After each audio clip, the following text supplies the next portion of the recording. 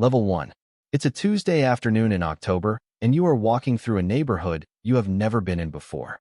You are here because a friend invited you to lunch. The friend grew up here. The friend has, in the way of certain people, never explained where here is, because here is just where she lived, and you don't explain the place you lived, you just go there. You are walking from the bus stop to her parents' house. You have your hands in your pockets. You are looking around. The houses are not large. That is the first thing you notice. They are not the houses of new money. They are not the houses of suburban developers. They are smaller than what your high school friends bought when they got their first big jobs. The houses on this street are the houses of people who do not need their houses to be larger. You stop in front of one of them. It is brick. It is 2 stories. It has a hedge that has been trimmed by someone who knew what they were doing. The hedge is 30 years older than you are. The brick is 60 years older than the hedge. There is a small brass plaque next to the door that has the family name engraved on it, in letters so small you have to step closer to read them. You read the family name. You do not recognize it. You would not recognize it. The name is not famous. The name is not in the newspaper. The name is not on any building in any city you have visited. The name is just a name, on a small plaque, on a small brick house on a quiet street in a neighborhood you cannot quite place on a map. This is the first thing nobody tells you about old money. The first thing is that it is quiet. You have been told, your entire life, that wealth is loud. You have seen the videos, the cars, the watches, the houses with columns, the men in their 40s wearing their net worth on their wrists. You assumed, because everyone assumes, that the louder the wealth, the deeper the wealth. The louder the signal, the more there is behind it. You stand in front of the brick house with the brass plaque and you understand, for the first time, that the relationship is inverted. Loud wealth is new wealth. Quiet wealth is old wealth. The people inside this house do not need to signal.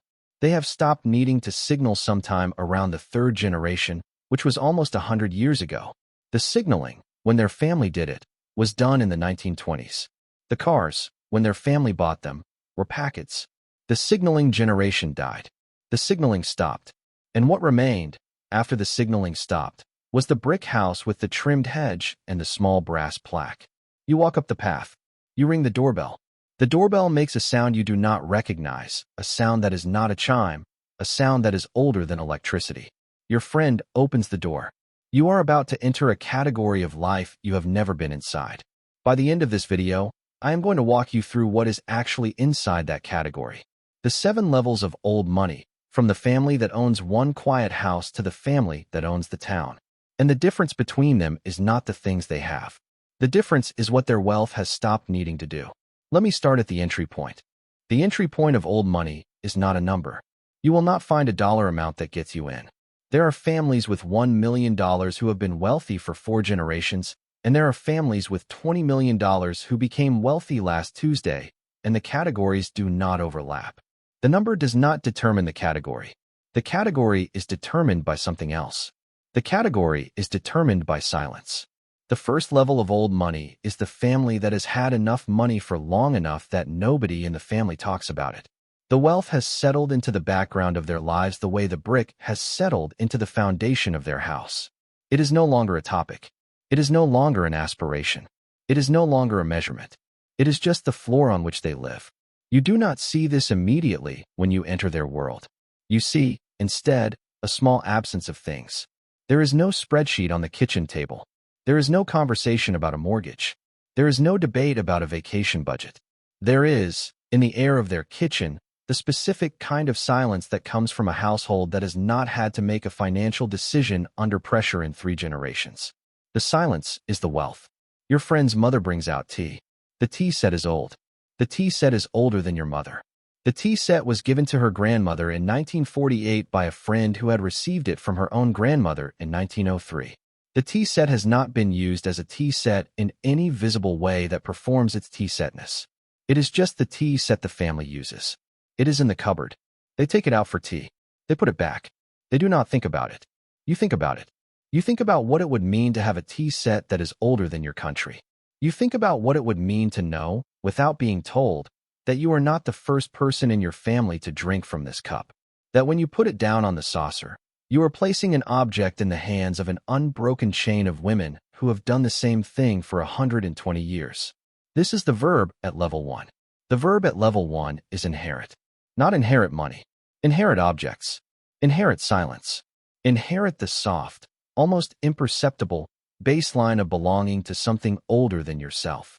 You will leave this lunch in a few hours. You will go back to your apartment. You will not have inherited any of this. The wealth in this house is not transferable to you because it is not, fundamentally, money. It is a relationship to time. And you cannot inherit a relationship to time from someone you are not related to. You can only build it from scratch, over 4 generations. Level 2. The second level of old money is the family that has stopped working for it. This is a quiet but enormous shift. At level 1, the family lives off accumulated wealth, but someone in the family is still working. The grandfather might run a small firm. The mother might sit on a board. The father might consult. The work is no longer necessary, but the work is still happening because the family has not yet figured out who it is when the work stops. At level 2, the work has stopped. You are at a dinner. The host is in his 60s. He has not had a job, in any normal sense, since he was 34. He stopped because there was no longer a reason to continue. The trust his grandfather set up in 1947 produces enough income to support him, his children, and any future grandchildren in roughly the lifestyle they are accustomed to. Working would only add money to a pile that does not need adding. You ask him what he does. He pauses for a moment. The pause is not because he is hiding something. The pause is because the question does not quite fit the shape of his life. He cannot answer with a job title. He cannot answer with a profession. He cannot answer with the kind of clean 2-word description that the question expects. He says, eventually, that he reads a lot. You think he is being modest. He is not. He is being accurate. He reads a lot. He travels twice a year. He is involved in the small foundation his grandfather set up. He sits on the board of a museum he has loved since he was 11. He does these things with the steady attention of someone who is not chasing them, who is not building a resume, who is not trying to convert any of these activities into anything else. The activities are simply what he does, the same way breathing is what you do. They are not a strategy. They are a life. You realize, after talking to him for an hour, that you have never met a person who is not in the middle of becoming something. Everyone you know is becoming. Becoming a senior engineer. Becoming a partner. Becoming a homeowner. Becoming a parent. Becoming wealthy. The becoming is the engine of every conversation you have ever had at a dinner with your friends. What are you working on? What is next for you? Where do you see yourself in 5 years? The man at this dinner is not becoming anything. He has, in a sense you did not know was possible, finished becoming. He arrived. The arrival happened so long ago that he has had time to fully settle into it. He is not here to grow. He is here to be. This is the verb at level 2. The verb is rest. Not the rest of laziness. The rest of arrival. The full and final rest of someone whose family did the work generations ago and who has been freed, by the work of others, from the obligation to continue it. The freedom is not entirely freedom. You will see, later in the night, the small shadow on his face when his daughter mentions a problem at her school. He cannot solve it with money. He could, but it would be the wrong move. The instinct to solve, to act, to do, has been replaced by an instinct to wait, to watch, to allow. The work of his grandfather was building. His work, and he understands this without being told, is non-interference. It is harder than it looks. Level 3. The third level of old money is the family with a name that means something locally. You are in a small town, not a city. A town of 40,000 people, the kind of town that has a downtown of 3 blocks, a small university, a hospital, a single newspaper that still publishes on Sundays.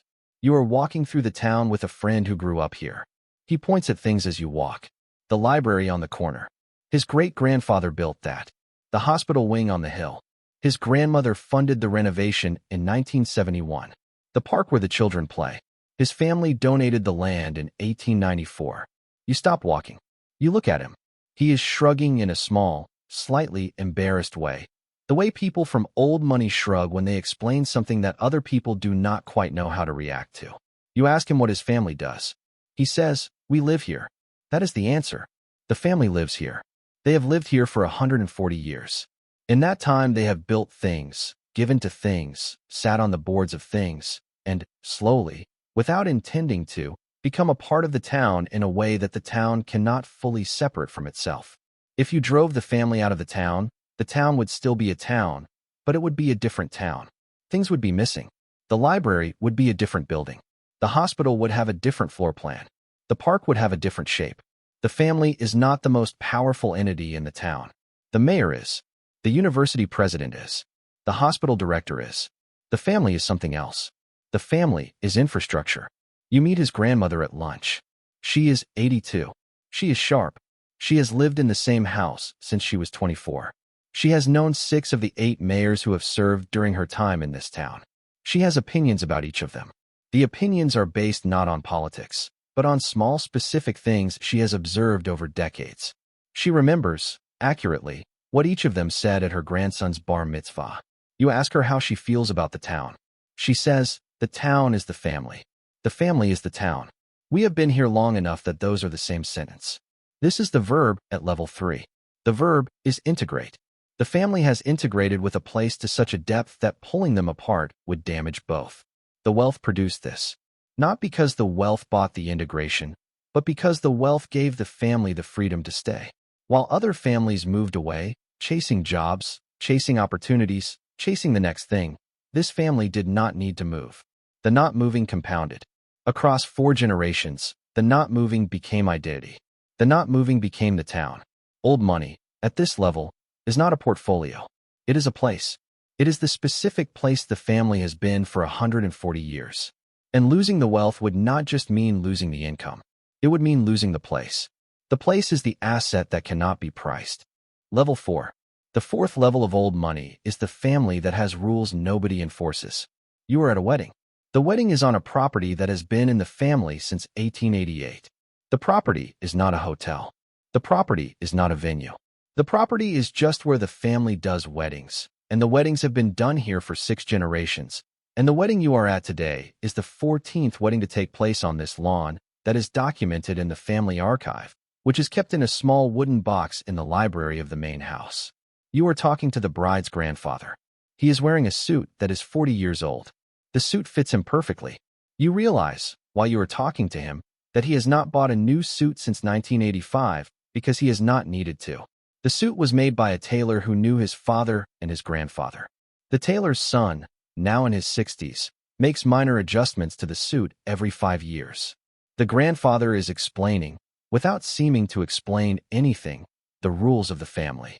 The rules are not written down in a single place. The rules are distributed across small habits that everyone follows without discussion. Children are sent to specific schools. Spouses are introduced to the family during specific weekends in specific seasons. Trust distributions are read out loud at specific birthdays. The wedding takes place on this lawn unless there is a very specific reason it cannot. The rules are not enforced because they do not need to be. Everyone in the family follows them because everyone in the family was raised inside them. Breaking a rule would not result in punishment. Breaking a rule would result in confusion. The family member who broke the rule would not be cast out. They would simply be looked at, gently, the way you look at a child who has put their socks on backwards. The look is enough. The rule survives. You watch this and you understand something that takes you a moment to put into words. The family is a set of rules that has gradually become a set of people. It started, 4 generations ago, with one man who decided how things should be done. He told his children. They told their children. The children grew up assuming the way things were done was simply the way things were. By the time the great-grandchildren were born, the rules had stopped being rules and started being identity. To be in this family was to do these things in these ways. The doing was the being. This is the verb at level 4. The verb is preserve. Not preserve money. Preserve culture. Preserve the small, specific, unwritten patterns that make this family a family rather than a collection of people who share a last name. The wealth is the foundation that allows the culture to continue, but the culture is what is actually being preserved. The wealth is just the thing that pays for the lawn the wedding takes place on. The grandfather, at the end of your conversation, says one thing that stays with you for a long time afterward. He says, money is what people think we have. What we actually have is a way of doing things. You think about this for the rest of the wedding. You think about it on the drive home. You think about it for years afterward. Every time someone tells you about an old money family on the news, and the news mentions the money, and you understand that the news is missing the entire point. Level 5. The fifth level of old money is the family that has stopped explaining itself. You will not see this level from the outside. The family at this level does not give interviews. The family at this level does not appear in magazines unless it cannot be avoided. The family at this level has, over 170 years, achieved a specific kind of invisibility that the deepest old money in any country eventually achieves. The invisibility is not a strategy. The invisibility is the result of a very long period of not needing to be seen. You will not meet this family at a dinner. You will not encounter them at a wedding. They are not the people who attend the events you attend. They are the people who, without you knowing it, own the buildings the events take place in. The buildings are owned by trusts. The trusts are administered by family offices. The family offices have names that are not the family name. The chain of ownership is, by design, 4 or 5 companies deep, so that anyone trying to figure out who owns what would have to spend 3 weeks with a forensic accountant before they got to the family. The family is not hiding. Hiding implies an act of concealment. The family is doing something more like the opposite. The family has simply not, in 5 generations, done anything that required them to step into public view. The default state of an old money family at this level is privacy. Privacy is not what they choose. Privacy is what is left when nothing is chosen. You meet a person at this level by accident. You will be at a small dinner, and someone will be introduced to you, and they will be polite, and they will be interesting, and they will ask you about your work in a way that suggests genuine curiosity. You will not realize, until the next day, when you Google their name, that they are the heir to a holding company that owns a third of the city you live in. When you Google the name, the search results will be sparse. There will be a Wikipedia page that is short and inadequately sourced. There will be a 1987 magazine profile of a different family member, long deceased. There will be a few mentions in the social pages of newspapers that no longer exist. That is it. That is the publicly available record of a family that owns a third of your city. This is the verb at level 5. The verb is recede. Not retreat. Not hide. Recede. The family has receded into the structures it has built. The buildings are visible. The trusts are visible. The companies are visible. The family itself is not. They are the negative space around the visible structures. They are what is implied but not stated. The recession is not loneliness. The family at this level is, in fact, surrounded by other families at this level. They know each other. They marry each other. They appear at small gatherings that are not advertised. They have, between them, a society that exists alongside the public society but does not overlap with it. You are not in this society. You will never be in this society. The boundaries are not maintained by exclusion. They are maintained by the simple fact that the society does not advertise itself, and you cannot find your way into a society you do not know exists. Level 6. The 6th level of old money is the family that has shaped the country. There are perhaps 30 of these families per country. In small countries, fewer. In the United States, somewhere between 40 and 70, depending on how you count. The number is not exact because the families do not register themselves anywhere. The number is what historians and journalists arrive at when they try to map the actual structure of long-term wealth. The families at this level have, across 6 or 7 generations, done things that have changed the shape of the country they live in. They funded universities that became important universities. They funded museums that became national museums. They influenced legislation, sometimes, in ways that are not in the history books.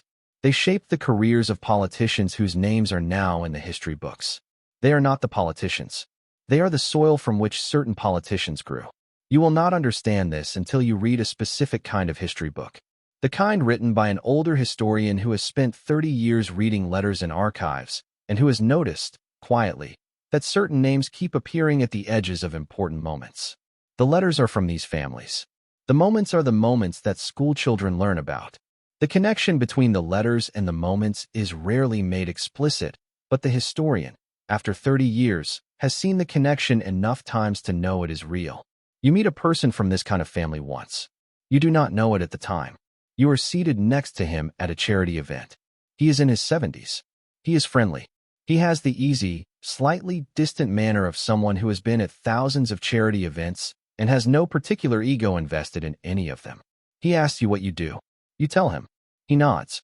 He asks you a follow-up question that is, you realize a few minutes later, the most insightful question anyone has asked you about your work in a year. You ask him what he does. He says, I help with various things. That is the answer. He helps with various things. The various things include sitting on the boards of 3 universities, 2 museums, a hospital, and a foreign policy think tank. The various things include having dinner 3 times a year with a former president of the United States. The various things include making decisions that, in any given quarter, allocate more philanthropic capital than the budget of a small city. He does not describe any of this. He says, I help with various things, and he means it, and the help is real, and the various things are the country itself. This is the verb at level 6. The verb is shape. The family does not own the country. The country cannot be owned.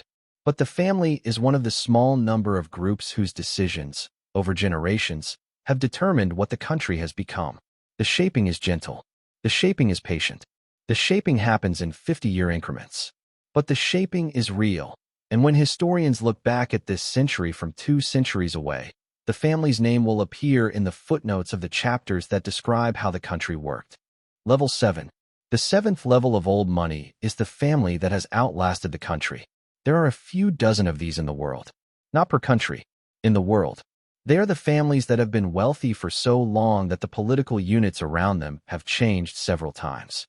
The country they started in no longer exists. The currency they accumulated their first wealth in has been replaced. The empire that their great-great-great-great-great-grandfathers served has fallen. The republic that replaced the empire has been replaced. The borders have moved. The names of the cities have changed. The family is still there. The wealth has migrated. The wealth has been moved across borders during wars. The wealth has been hidden during revolutions. The wealth has been split among cousins to survive estate seizures. The wealth has been reorganized through 12 different legal structures across 9 different jurisdictions over 6 different generations. Each reorganization preserved the core. The core is what the family has been protecting for 400 years. You will not meet anyone from a family at this level. They are not here. They are, on any given Tuesday, in a small number of specific places. A few cities. A few estates that have been in the family since before any of the modern countries existed. They live in a way that is not a lifestyle, in any sense you would recognize, because lifestyle implies a chosen mode of living, and these families have not chosen anything in 100 years. They simply continue. The continuation is the entire achievement. The continuation is what defines them. Money, at this level, is no longer the point. Money is not even visible at this level. The family has no need to think about money in the way you think about money, in the way even the families at level 6 think about money. The money has become structural, the way the foundations of a building are structural. Nobody admires the foundations. Nobody photographs them. The foundations simply hold up the building. The money simply holds up the family. And the family is the thing that has been preserved across every collapse and every revolution and every war that came through the part of the world they lived in. This is the verb at level 7. The verb is endure, not survive. Endure. To survive is to make it through. To endure is to remain unchanged across centuries during which everything else changes. The family has endured. The family is older than the countries that contain it. The family will, almost certainly, outlast the countries that currently exist. In 200 years, when the borders of Europe have moved again, when new currencies have replaced the current ones, when the political arrangements of this century have become history, the family will still be there. This is what old money, at its furthest extent, actually is. It is not a number. It is not a lifestyle. It is a method of continuing. The payoff. So let's pull this together. At level 1, inherit. The wealth is silence and a tea set older than your mother. At level 2, rest. The work has stopped. The being has begun. At level 3, integrate. The family is the town. The town is the family. At level 4, preserve. The unwritten rules become the family's identity. At level 5, recede. The family disappears into the structures it has built. At level 6, shape. The family is the soil from which certain history grows. At level 7, endure. The family outlasts the country. Every level changes the verb. Every verb describes a different relationship between a family and time. The money is not the point. The money is the vehicle. The verb is the cargo. Here is the thing nobody on YouTube will tell you about old money. You cannot become old money in your lifetime. You can become wealthy. You can become very wealthy. You can build, in your one life, a fortune that puts you in the top fraction of 1%. But you cannot become old money. Old money is, by definition, a thing that takes generations. The first generation builds. The second generation preserves. The third generation continues. The fourth generation is finally inside it, finally fluent in it, finally not having to think about it. Old money begins, for any specific person, at the fourth generation. You can be the first link. You cannot be the chain. The decision you can make in your one life is whether to start a chain that someone, for generations from now, will be inside. Your great-great-grandchildren can grow up with the silence. They can have the tea set that is older than the country. They can have the brass plaque on the door of a house that has been in the family for 100 years. But you, sitting on your couch tonight, cannot have those things. The decision in front of you is whether to give them to people you will never meet. This is what old money actually is. It is not something you possess. It is something you start, knowing you will not see it. Somewhere right now, in a quiet brick house, a child is having tea with her grandmother. The tea set is old. The grandmother does not explain the tea set. The grandmother does not need to. The tea set is just the tea set. The child will, in 50 years, pour tea for her own granddaughter from the same set. The granddaughter will not ask about it. The granddaughter will, in another 50 years, pour tea for her own granddaughter. The chain continues. The chain continues because someone, 6 generations ago, decided to start it. If this video changed how you think about wealth and time, hit subscribe. Tomorrow we're doing the 7 levels of real estate investing, from your first rental property to a global empire. And it's the most reliable way most families have started a chain that lasted. See you then.